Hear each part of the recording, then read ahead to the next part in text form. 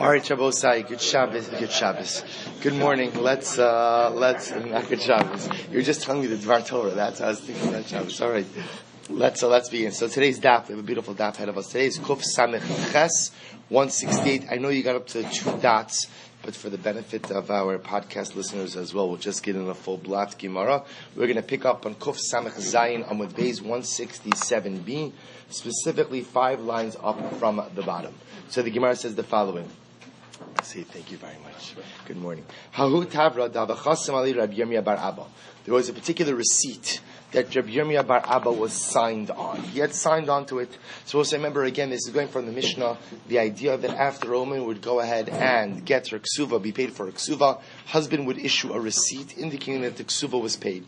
So a particular woman came to Beis Din to go ahead and claim her ksuva. Now, Beis Din had produced a shover. Beis Din had produced a receipt that had this woman's name on it, and Rabbi Yirmiyah bar Abba had signed on the shover. The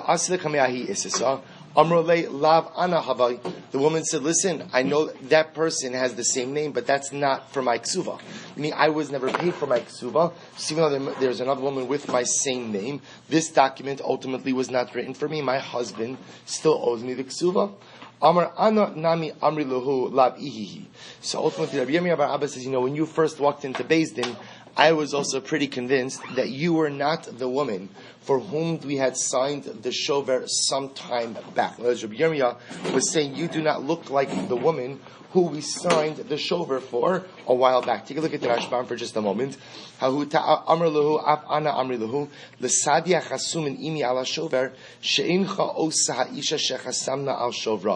you walked into Beis Din, I had said to the other witnesses, you're not the woman. This is not the woman for whom we signed a shover for.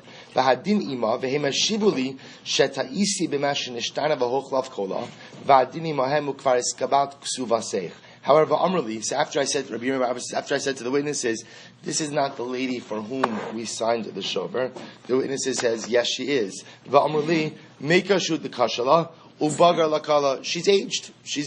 Mekash lakashla means the years have not been kind, right? The years have been a little bit difficult on this woman. Her voice has deep. In other words, she's aged. So you don't recognize her because however many years ago or whatever amount of time ago that we paid her the ksuba and we signed the shover, she looked different. Now she's aged. Amr Abaye says, so what do we learn from this Maisa? Amr Abaye afagav dam rabbanan. Both I top of Kuf Sameches. So Abaye says, even though we normally say the principle is kevan shehegid shuv eino chazur magid. They will say, even though under normal circumstances we say that once a witness gives testimony, he cannot go ahead and retract, or I should say recant, and give new testimony. In other words, once you've given testimony in Beis Din, then that testimony is locked in. Should you choose to recant, should you choose to retract, we don't listen to you. Sa'ai. What about this case over here? So we'll say this is actually quite interesting. Tosfos has a whole problem with this as well, which is this is not a typical case of kevan shigit shuvin or chozro magid, but rather what's happening over here is the following: that lamaisa again, Rabbi Yirmiyah bar Abba said to his fellow witnesses, "This is not the woman." So the Gemara says, even though Rabbi Yirmiyah bar Abba is quote unquote giving edus, and even once he gives edus, he can't recant, he can't retract. But because of us, we assume that a Tzur Me'Rabbanan Talmid Chacham does not take the time to examine the facial features of a woman. Meaning of us is actually quite interesting. Look at the Rashbam Tzur Me'Rabbanan, second line. Kigon Rabbi Yirmiyah bar Abba lav darke lameidak ulahakir benoshim kolkach. It was not the derech of a Tzur Me'Rabbanan Talmid Chacham to go ahead and examine the features of a woman to such great degree. V'hagoda kamaisa she'amar d'lav ihi lav klumhi. And therefore, again, the initial statement, Rabbi Yirmiyah bar Abba says, this is not the woman for whom we had signed the shover, essentially is irrelevant. Meaning that this is not considered to be a case of him retracting and recanting. Rather, again, we assume that when she walked into Beis Din, he did not look at her closely, because the Talmid Chacham doesn't look at women closely. So therefore, again, he just didn't recognize her. But now, again, once she's there and he has the opportunity to see her, he recognizes that, in fact, she is the same woman. So the Gemara goes on. Hahu Tavra, we'll say another case. Hu Tavra, the Havachasim Ali Rabbi Yirmiyah bar Abba. So we'll say there was another receipt. A receipt for the payment of a ksuva that Rabbi Yirmiyah bar Abba signed on. Amar Le, Lav Ana Havoy. So same case. The woman comes into Beis Din to collect her ksuva. Beis Din says, but we signed on a shover, we signed on a receipt that you already paid your ksuva. The woman says, it's not me. Meaning, I know that I have the same name as the person written in the shtar, but at the end of the day, that I never got paid for my ksuva. That's not for me. So the Gemara says, Amr Lav Anabai, Amr Le, Ivra Ant Havas. So Rabbi Yomi Bar Abba says, yes, it is you. Yes, it is you. So Amr Abaye, so Abaye says, Afagav B'tzor Mirabban Alav Orche Lemedak, even though we just said before that it's not the normal derech of a Talmid Chacham to examine the features of a woman. Kevan the duck. If he's going to be medayik, meaning if he's going to examine, then ultimately, again, we trust his visual identification. Take a look at the Rashbam. Afagav do Amr Rabbanon Tzora Mirabbanon Lav Orche Lemedak. Even though we just said before, Abba said that's what? That is not the normal derech of a Talmid Chacham to go ahead and examine closely the facial features of a woman. So the Gemara says, Kigon Rabbi Yirmiyah Shetan Tchila Shilo Akira Afilu Hachi Kevan da Amar Dikdak Di Yafa Ato Umakira Samchinon Alei. When the Talmid Chacham does say, I went ahead and I recognized this woman, so ultimately we believe him. Actually saw a beautiful idea that Ben Yoyada brings down. He says that these cases are to be learned in progression. Meaning Rabbi Yirmiyah realized after the first case that if you're going to sign on a document on behalf of someone, you better be able to recognize them. Because it's possible later on that it's going to be challenged, it's possible later on that they're going to try to collect again. So therefore, again, halacha lemaisa, it is exceptionally important that at the end that you be able to recognize. So in case number one, he didn't recognize the person. Therefore, again, he made sure that when this came up again, that he was able to visually recognize the individual in question. Even though, again, I will say that this is a situation of a woman, and even though obviously, I want to be clear, I just want to put this out there for the record. It's not just the Talmid Chacham who is not supposed to be well versed in the features of another woman, right? It's every Jew who is not supposed to be well versed in the features of another woman. There's one woman whose features you should be well versed in, and that's your wife. Any other woman, you should not be well versed in her features. So the Gemara says here, but certainly again, the hallmark of a Talmid Chacham is that a Talmid Chacham certainly does not gaze, does not look at other women.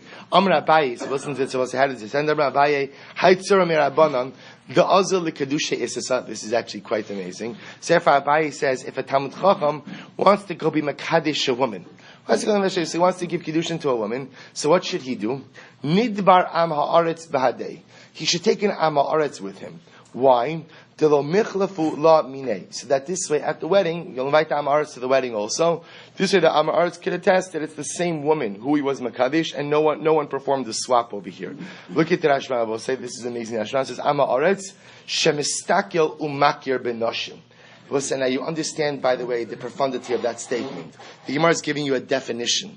What's the definition of an Am Ha'aretz? See, we always assume that Am Ha'aretz means someone who doesn't learn a lot of Torah. It's not true. You can learn a lot of Torah.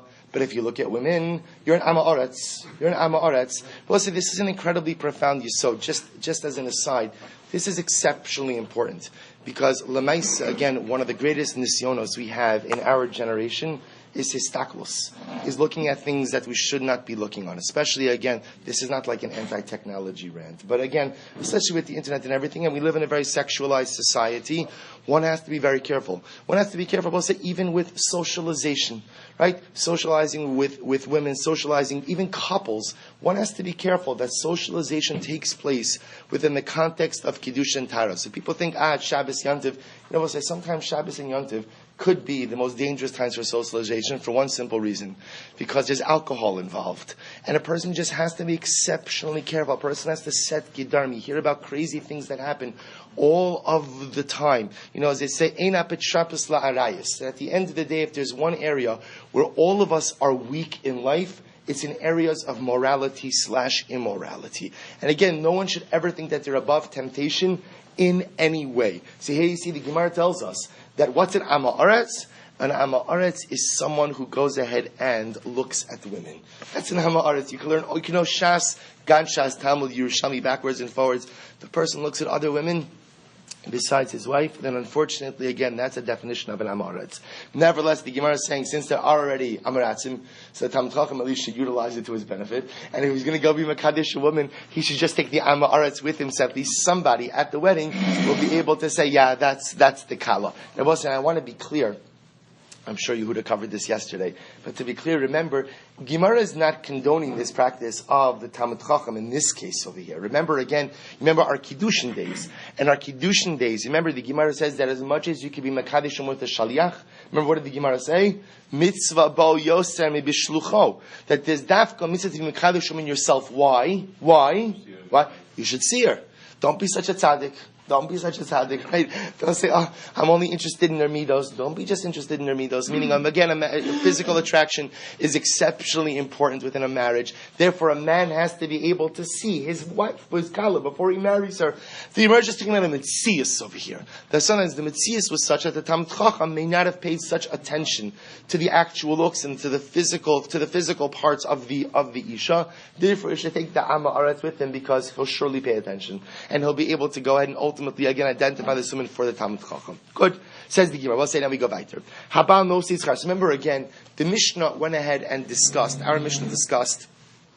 about when you need all parties present to go ahead and write a shtar, when you don't need all parties present. But then specifically the Mishnah focused on who pays for the shtar.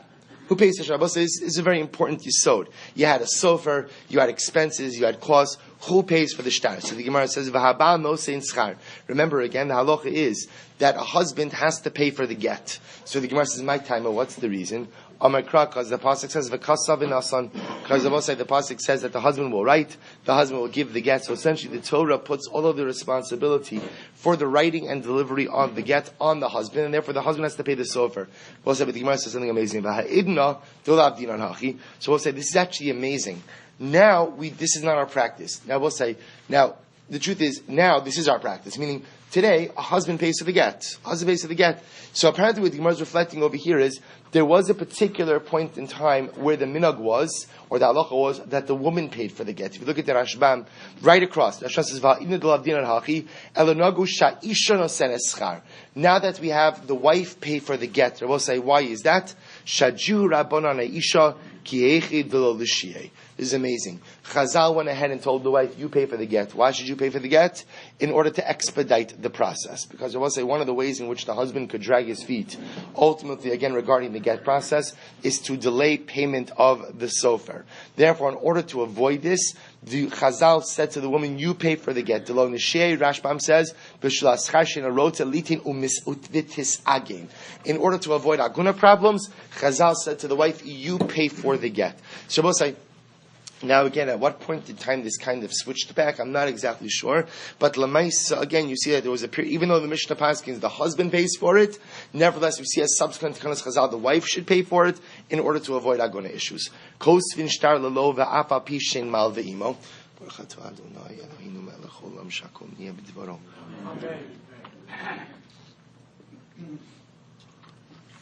So remember, the Mishnah said, you write a shtar, you could write a loan document for the borrower, even though the lender is not with him, and it is the borrower who pays for the shtar. Now, I will say, the automatic assumption, just in terms of figuring out who pays for the shtar, the general assumption is whoever is the primary beneficiary of the transaction, the transactional beneficiary, whoever gets the greatest amount of benefit from the particular transaction in question, generally is the one who pays for the shtar.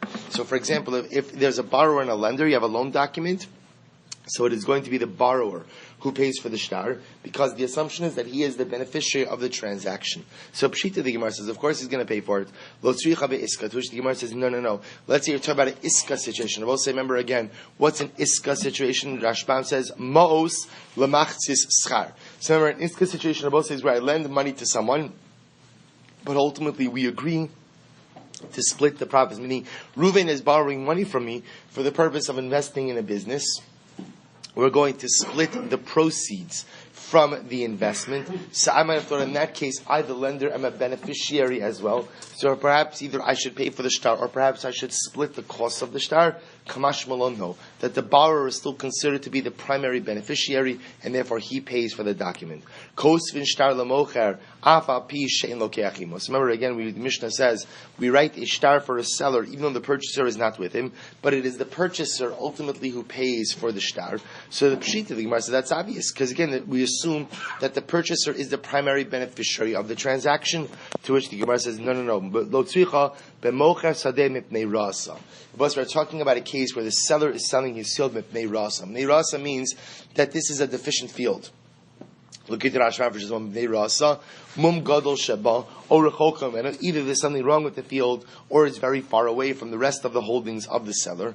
V'sakadait chamina yitin hu schar tahana didehu. And I would have thought the havamina is that since the seller has a vested interest in moving this asset, therefore again he should have to pay for the shtar, or at least pay some part of the shtar. Kamash Malon, Kamash will say that we still see the purchaser as the primary beneficiary, and therefore it is the purchaser who pays for the field. And kosvin shtare erisin. So remember again, we say that you do not write shtare erisin without the presence of the chasan and the kala, but yet again it is the chasan who pays for the writing of the shtar, to which the Gemara says pshita. The assumption over here, again, it is the husband. It's interesting that the automatic assumption is the greater hana of this transaction, quote unquote, is for the husband. It is the husband ultimately who is receiving a wife, and therefore ultimately he should pay for the shtar. It's obvious. Lo tzricha, also listen to this. It's lo tzricha.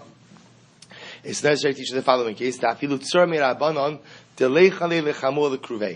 we'll say, even in a case where, let's say, the chassan is a Talmud Chacham, and again, every father wants to marry his daughter off to a Talmud Chacham, so I would have thought that in this case, again, it is the Kala's family who is the true beneficiary of this union, because the Kala father-in-law is getting a Talmud Chacham as a son-in-law, and therefore perhaps he should be the one who should have to pay for the shtar. Kamash Malono. Kamash Malono said that it is the chassan who is considered to be the primary transactional beneficiary, and therefore he pays for the shtar. Weiter. Ein kosin shtar arisus v'kablonos. So I will say again, remember, the Mishnah spoke about again that you need the presence of both parties in order to write a sharecropping document, and who pays for the cost of the document? The sharecropper. The sharecropper. So the Gemara says pshita.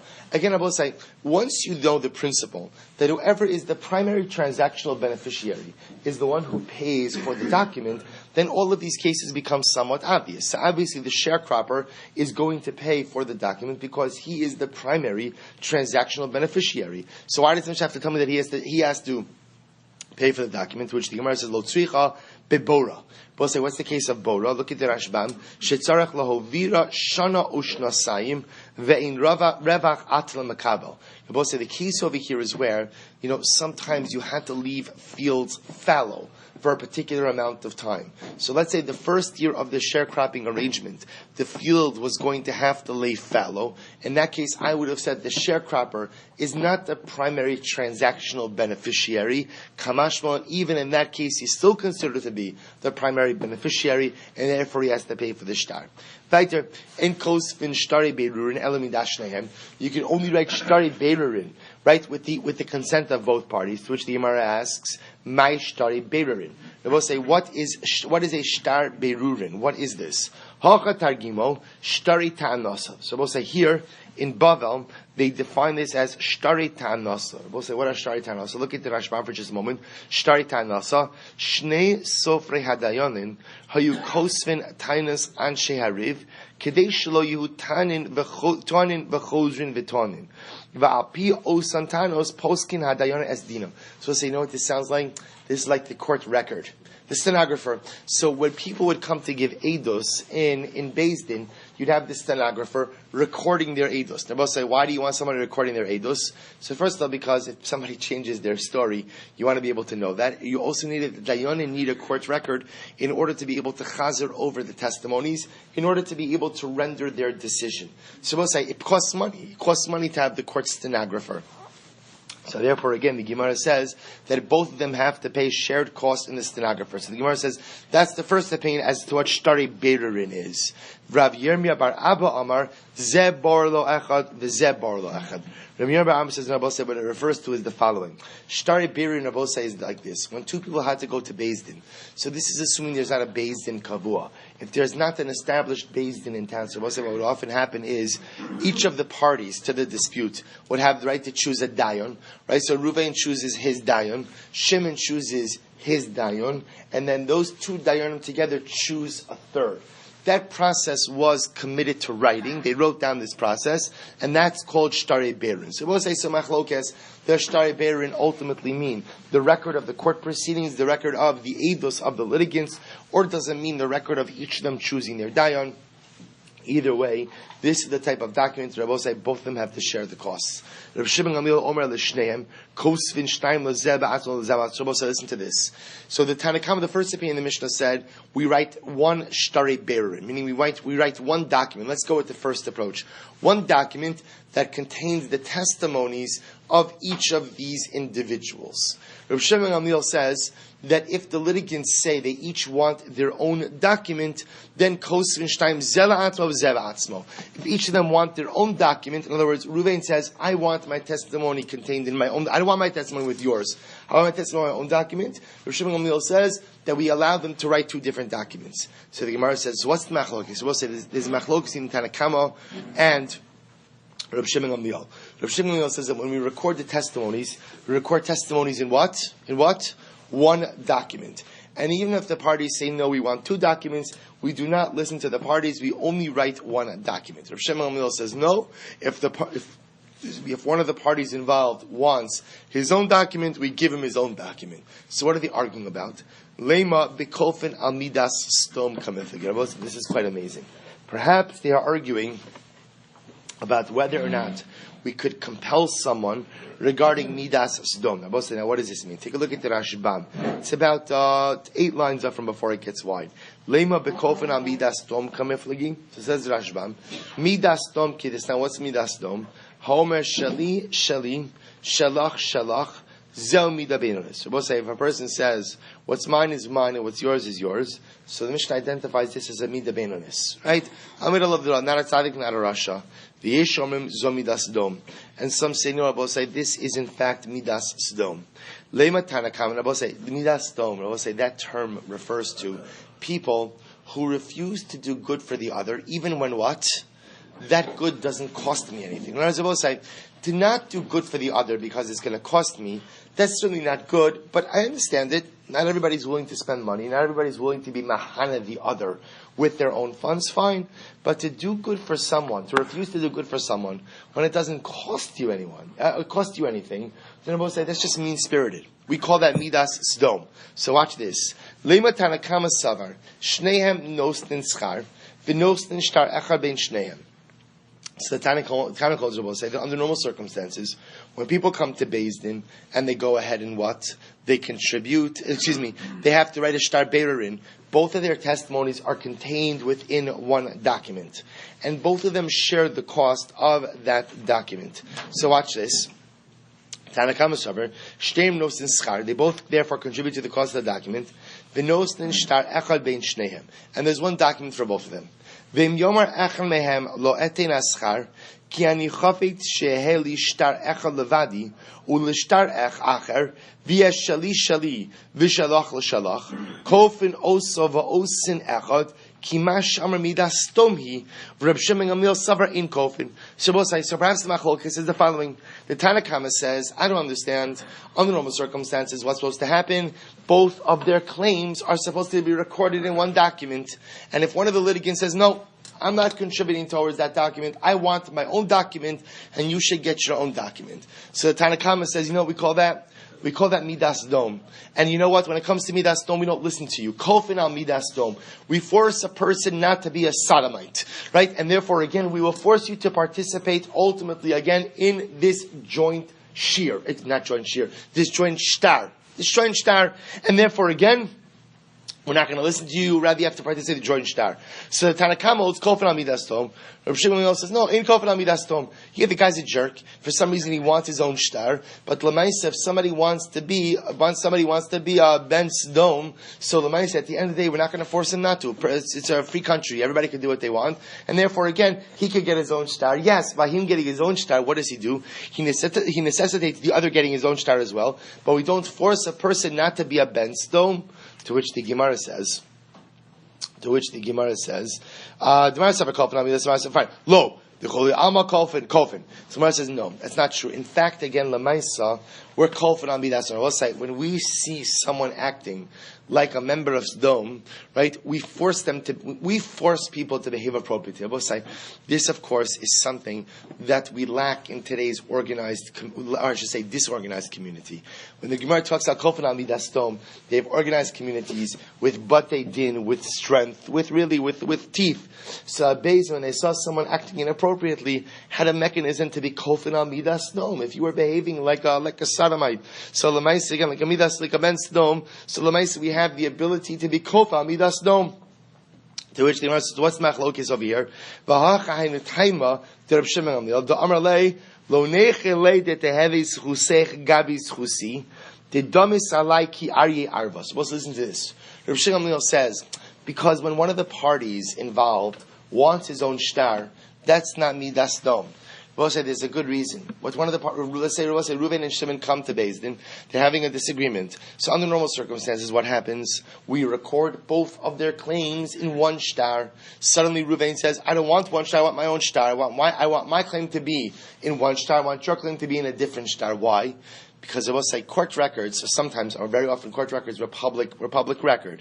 So what happens? So Reuven says, Shimon, I don't want you having access to my written testimony. You know why? Because you are like a crouching lion. Right? It's very apropos to this past week's parasha.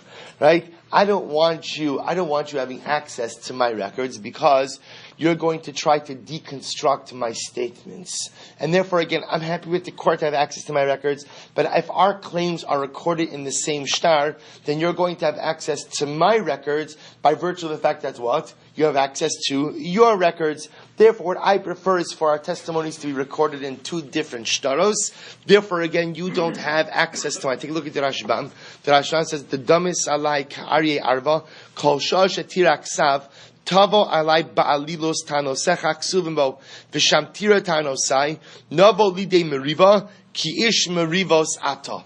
So Reuven says to Shimon, you are a contentious personality.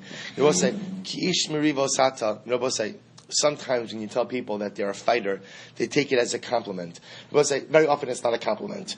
Right? If you're a fighter for certain causes, that's a compliment. But there are some people, Rabbi say, who are fighters for every cause. And they always like to just fight. That's not a compliment. That is a horrible midah. So Reuven says to Shimon, Ish merivos ata. You're a fighter. You're a contentious malcontent. I do not want you having access to my written testimony because you're going to deconstruct it and you're going to constantly enter into machlokus. So we'll say, so the shaila ultimately is, does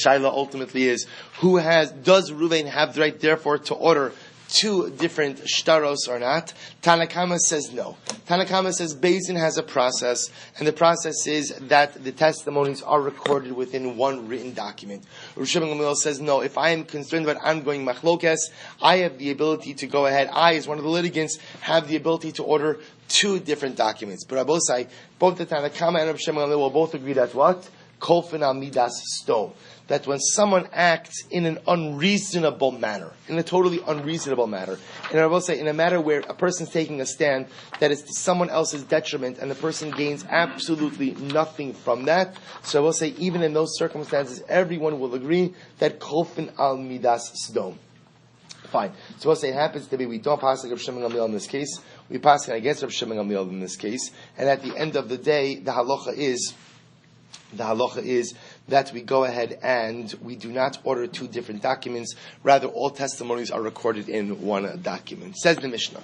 We'll say new Mishnah. This is really a fascinating case. So let's listen to this case. I borrowed $10,000 from Reuven. So it turns out I paid back $5,000 of it. I will say, so the Rashbam points out over here, I don't really want to go through the process of writing a shover. So here's the concern. The document says, I Shmuel Silver, borrowed $10,000 from Reuven.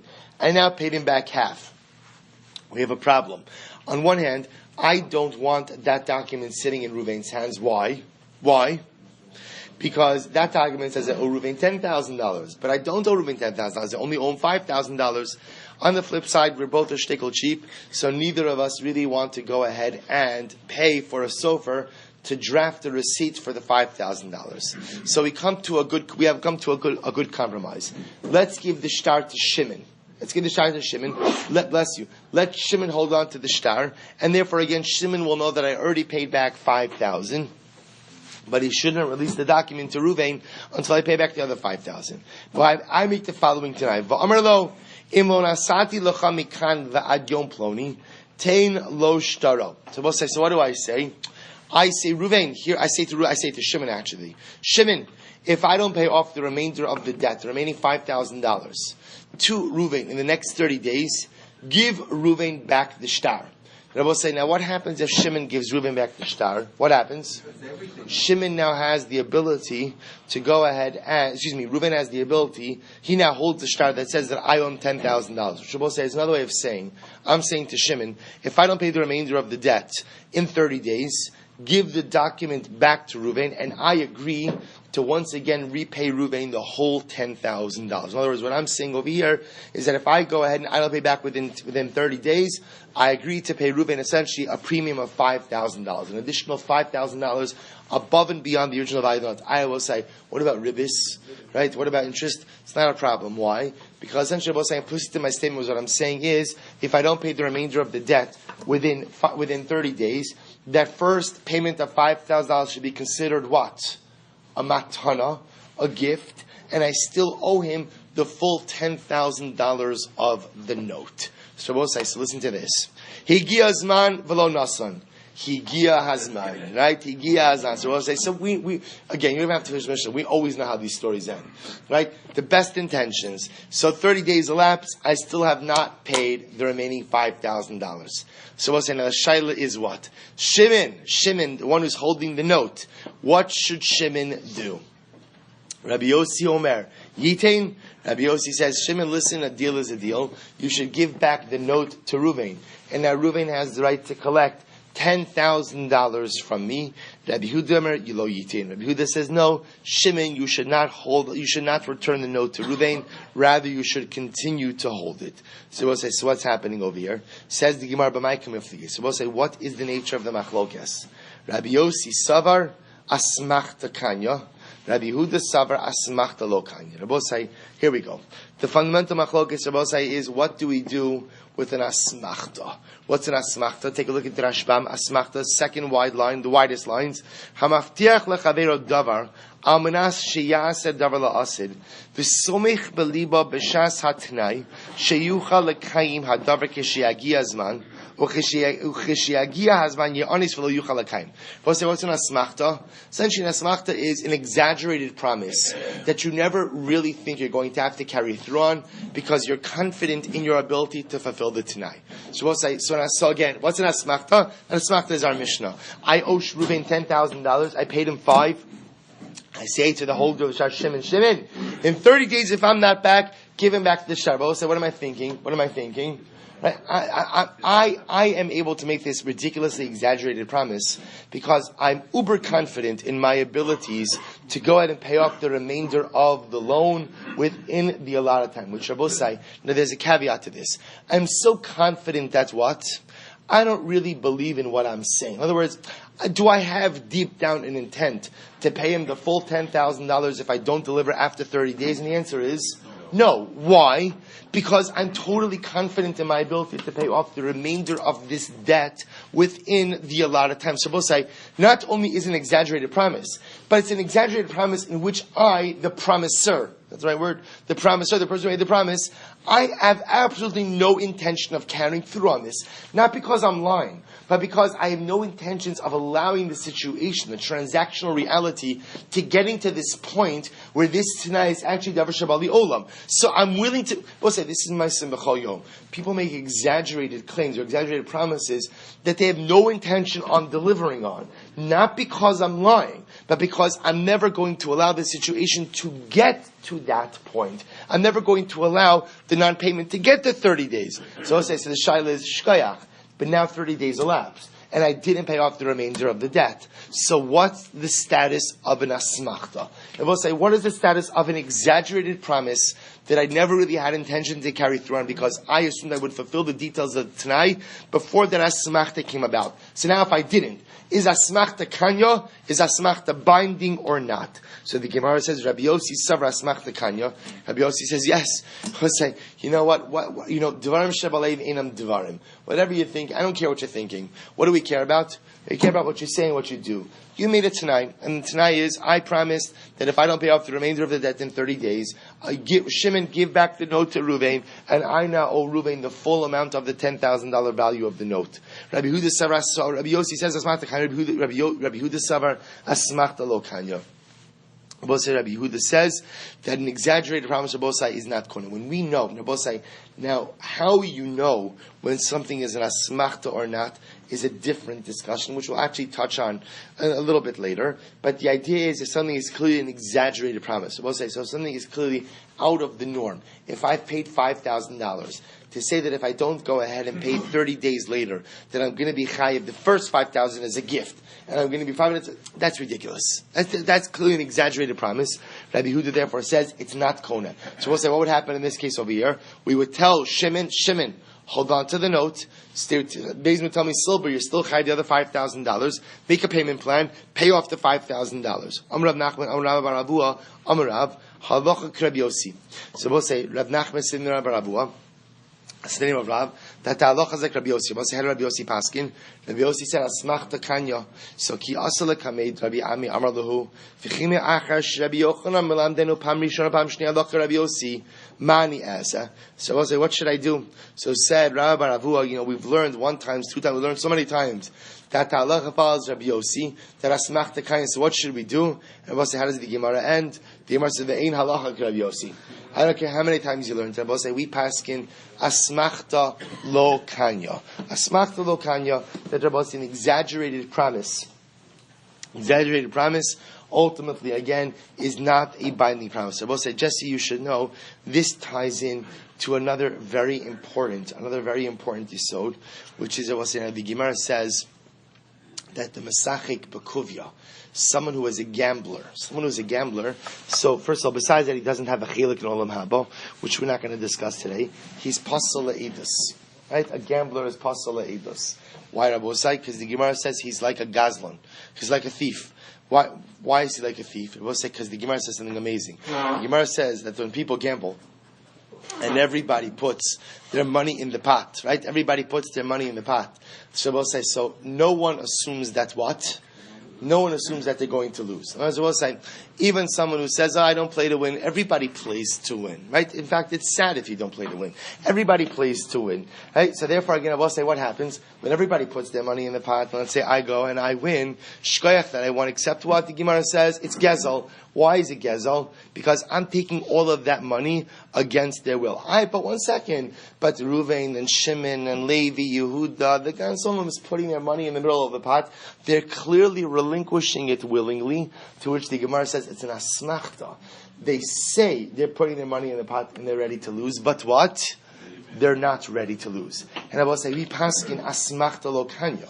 We paskin that when someone makes an exaggerated promise or an exaggerated statement that we know they don't really hold by, that ultimately, again, it does not create a binding reality. Therefore, it turns out that when I am the gambler and I win, and I end up taking money from other people, in fact, that is tantamount to an act of theft.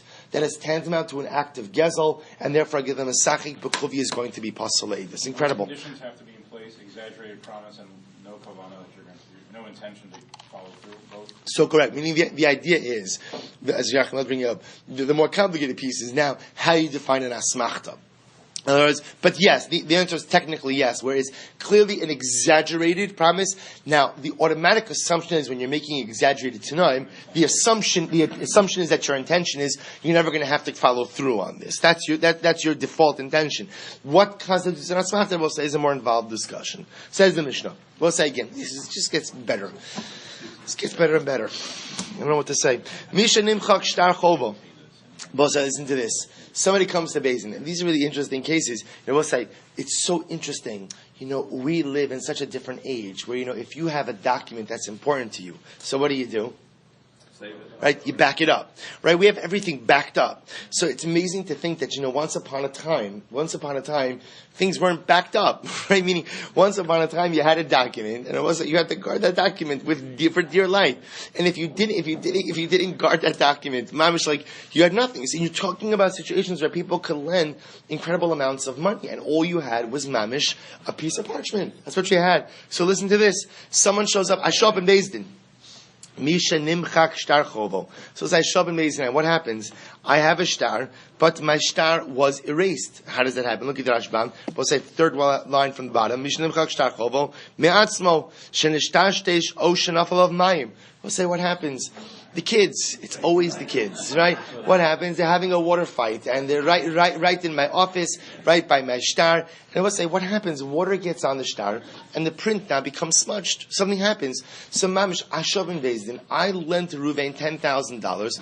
All I have is this piece of parchment. The kids had their water fight. I love them. I still love them. But mamish, right? So what do I do? So ma'amid alav edim ubal Beis Din va'osin lo kiyum. So we'll say, so what happens? Essentially, I need to go ahead and gather the edim. I need to go ahead and get the edim. The Rashbam says, ma'amid alav edim hayodim me'emasai nichtav. So I have to get the edim who know when ultimately again the shtar was written. They know when the shtar was written. Uma kasuv bo. V'im osin lo kiyum b'fnei Beis Din v'kosvin lo masha haya kasuv ba'osa shtar v'azman v'amos. So we'll say, so the simple answer is, it's okay. I just have to get the edim. And hopefully the edim remember what they went ahead and they signed on. They remember the date of the transaction. They remember ultimately, again, the amount of money in the transaction. And again, halacha l'maisa, they remember everything. So therefore, again, what we do is we reconstruct the shtar in front of Beis Din. Look at that. Go back to the Gemara. Ba'osin lo kiyum. What's the kiyum? Ba'osai ish ploni ben ploni nimchak shtara biyom ploni. And they write in the document the following: so and so, the son of so and so, his document, right? His document was erased biyom ploni. I will say again: nimchak biyom shtar biyom ploni u'amud beis. Uploni edav. So we'll say essentially what we do is we reconstruct the shtar. We'll say, we have a similar shtar today where we have a ksuva de erkisa. If you have a situation where a couple loses their ksuva, it happens. We'll say it's actually very important. You should always know where your ksuva is, and more importantly, your wife should always know where her ksuva is, right? So nice again, if for some reason a ksuva is lost, a couple is not permitted to live together if they do not have a ksuva. So we have a text called the Ksuva de Irkisa. Right? It's not that we don't have this is not the one you put on your wall if you want to hang up your Ksuva. There's an interesting discussion about putting a Ksuva on a wall in general. But Lamaisa, so this document essentially says that this couple did get married and the Eidim were so and it happened on so and so days. The Gemara just says, if you have a document and your document got lost, or for this matter over here in this case, I'm actually showing up with a document, but the document is smudged, the document is erased. So it's not a problem. Get the Eidim, and with the Eidus of the Eidim, we will reconstruct that same document in Beis Din. What if you don't remember who the Eidim were? Better take up the night shift at 7-Eleven. I don't know, whatever you have to do, you're not getting your money. Says the Gemara, Tan Rabbanan, Eizu Kiyumo. So we'll say, so what's the text? What's the text of this type of Kiyum? We'll say, what's interesting over here is you're going to see this type of document actually can be quite powerful. Because not only is Beis Din going to reconstruct it, but if the Eidim are there, Beis Din could actually certify it as well. So this could be essentially like a shtar and a asharta, a handpick, a shtar and the kiyum shtaros all in one. So when I on an ezu kiyumo, so we'll say, what's the kiyum? So meaning, what's the text of this type of kiyum? B'mosav tlas sahavina. So we'll say, in the presence of three judges, we the following: Anu ploni, uploni, uploni. Hotzi. So we'll say, in the presence of the three of us represent the Beis Din. In the presence of ploni, ploni, uploni. Hotzi, ploni, ben ploni, shtar mochok lifanenu. So and so, ploni ben ploni, produced an erased shtar in our presence. Beyond ploni. And he brought this shtar before us on so and so date. Uploni edav, and so are the witnesses. So we'll say, so watch this.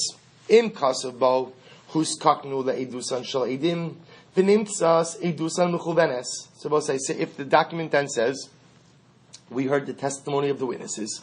We verified the testimony of the witnesses. The nim says edusan mechuvenes, and it turns out that what? That their testimony was correct. Govav. They both say essentially they're able to reconstruct the shtar. Ve'ein tzarach lahavi raya. They both say, now what does it mean ve'ein tzarach lahavi raya? Meaning, Beis Din reconstructs the shtar and simultaneously does what? Upholds, certifies the shtar as well. Therefore, no further kiyum is needed for this shtar, and this shtar becomes a bona fide vehicle of collection. Ve'im lav. But both say if for some reason Beis Din was unable to go ahead and certify the document, then tzarach lahabiraya. So we'll say what the Gemara is pointing out over here is the following, and we'll get into this more.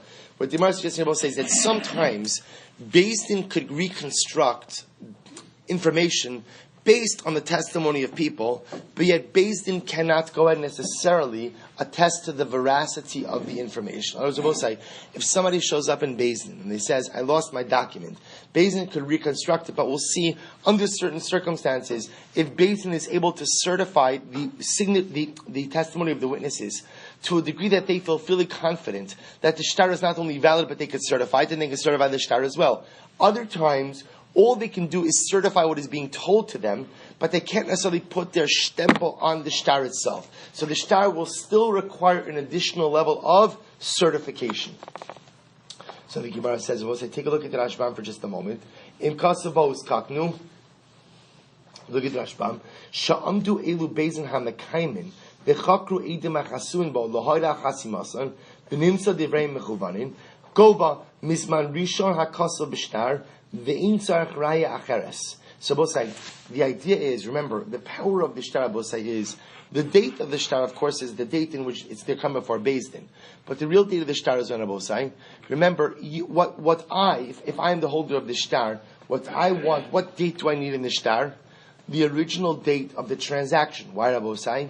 Because the encumbrance generated by the shtar is as of the date of the original shtar. So if Beis Din is able to go ahead and ascertain that indeed this is a valid shtar, they can actually include the original transactional date, thereby certifying the original encumbrance. However, again, ve'imlav, but in some reason Beis Din is not able to certify this document in the fullest degree. We'll discuss why.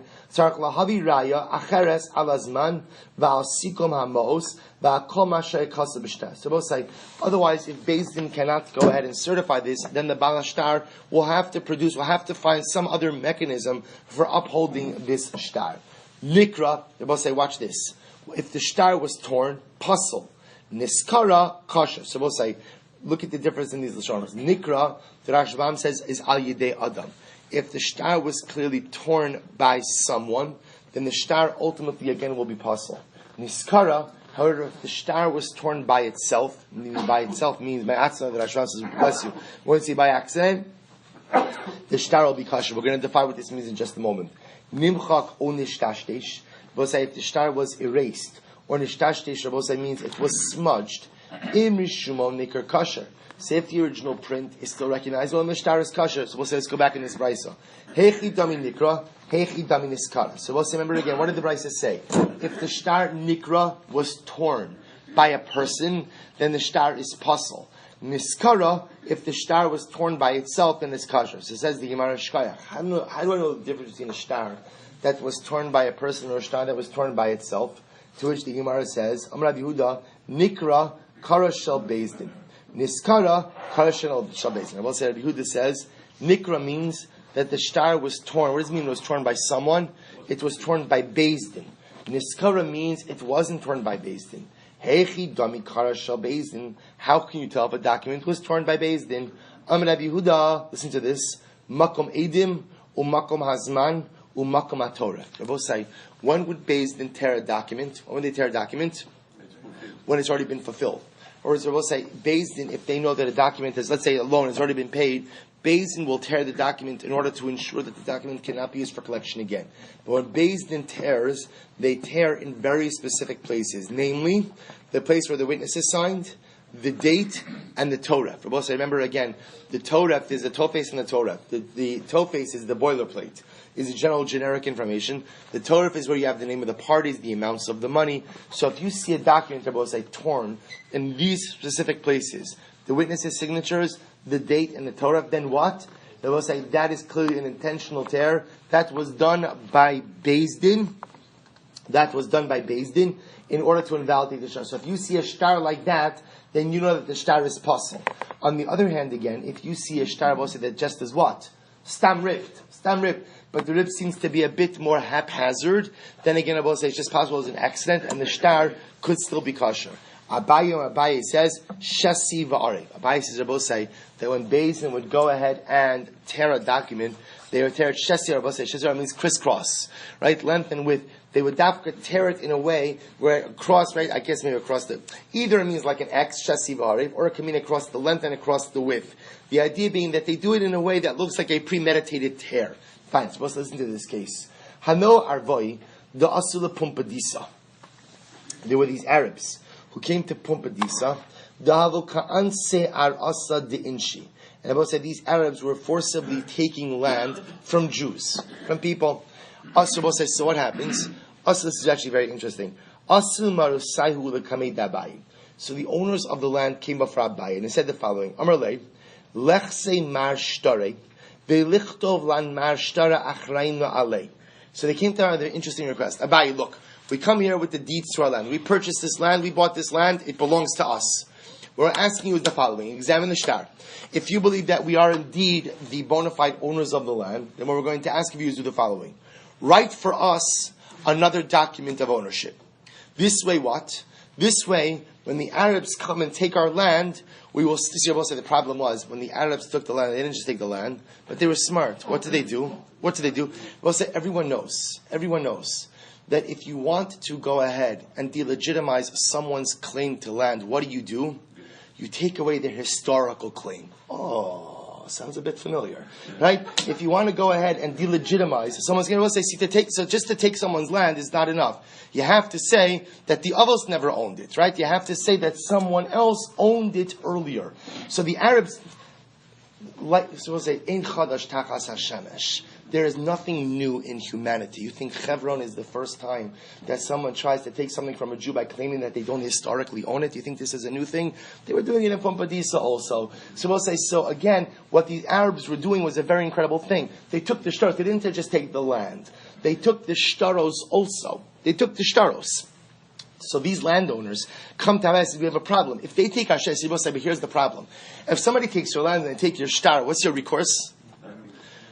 Almost nothing. Look, you could bring eidos. You could bring eidos to what the Arab did. You could, but lamaisa again, that eidos probably meaning if the Arab is strong enough to take your land and strong enough ultimately again to take your shtar, the pashtus is not going to be any eidos that undermines his abilities either.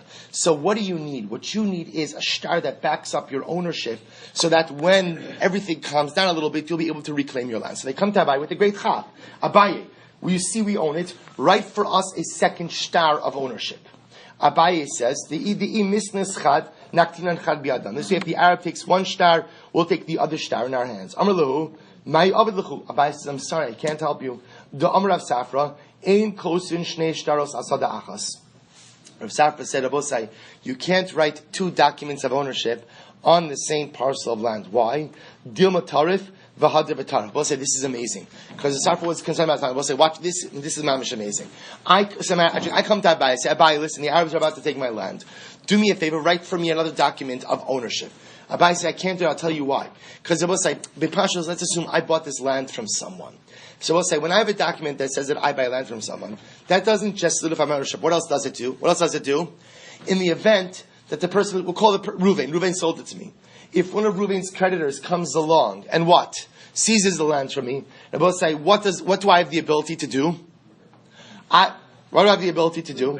I have the ability to go back to Reuven and now seize land from Reuven, or seize land from someone else who Reuven sold to after the date of my transaction to make myself whole. And both say, what's the danger, therefore, of having two documents of ownership? That you could go ahead and potentially seize land from others, either from Ruvain or from people he sold to after the date of my transaction, illegally. So Rav Safra said, you cannot write two documents of ownership on any one piece of land, because it could potentially allow the owner of the land to illegally seize land either from the person he purchased it from or from someone else who bought land subsequently from the same person I purchased from. Difference is, if I am so sorry, I can't help you. I can't write the document. So I'll say, listen to this. Habukatar delay. So Randy Abba says, so it's rumored that Jews sometimes can be a little bit tenacious, right? So it's right. So what happens? So they won't let them go. I will say, understandably. So all kidding aside, they have the potential to lose their holdings. So they're not going to let Abaye off the hook. You have to write the document for us. So we'll say, Abaye. Now again, what the circumstances around this are, I don't know. But Abaye feels that for whatever reason he cannot reason with them. They are being unreasonable. And they're not stopping. They're not stopping. So we'll say, so what is Abaye to do? He can't write the document, but apparently he feels he has to do something. So Amalei the Safrei, Abaye says to his scribe, Zil kasav lehu al hamachak ve'edav al aniyar. So we'll say, what does Abaye do? Abaye needs to just give them something. So he says to his sofer, okay, write for them a document that claims ownership, but here's what I want you to do. Write for them on an erased piece of parchment, but sign the witnesses on a non-erased piece of parchment. I will say now, we're bekim in this already. What's the halacha? If you write a document on the text of the document is on the erased piece of parchment, and the witness is signed on an unerased piece of parchment, I will say, what's the status? It's possible. Why? Because that is an easily forgeable document. How so?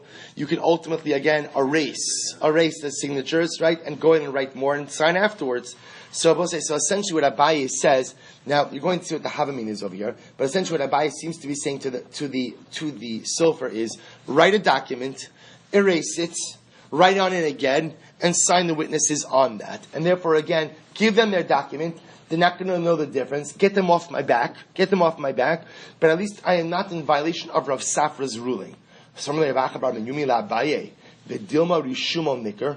Bishop will say, 1 second. So Rav Achabar and Yomi says, but 1 second.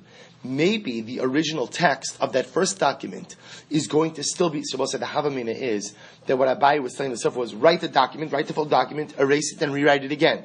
So Rav Achabar and Yomi says to Abaye, but 1 second, maybe the Rishum, the print of the first document is still going to be visible. And we just learned about that, what Rabbi say. If you have a document that's been erased, or that's been smudged, in Mishumo Nicker Kasher. If the original print is visible, then what? The document is kasher. So Rabbi say, if that original print, or some rosh of the original print, is still visible, then you're going to have, Rabbi say, what? A document written on an original piece of parchment, with signatures on an original piece of parchment, and the document, in fact, will be good. Amarle mi ka'amina shtara ma'alya, alif beis ba'alma ka'amina. Sabai says, no. Do you think I instructed the sofer to write a real first shtar and then erase it? No. What I meant to do is just write some aleph beis on it, erase that, make the parchment an erased parchment, sign the witnesses on that,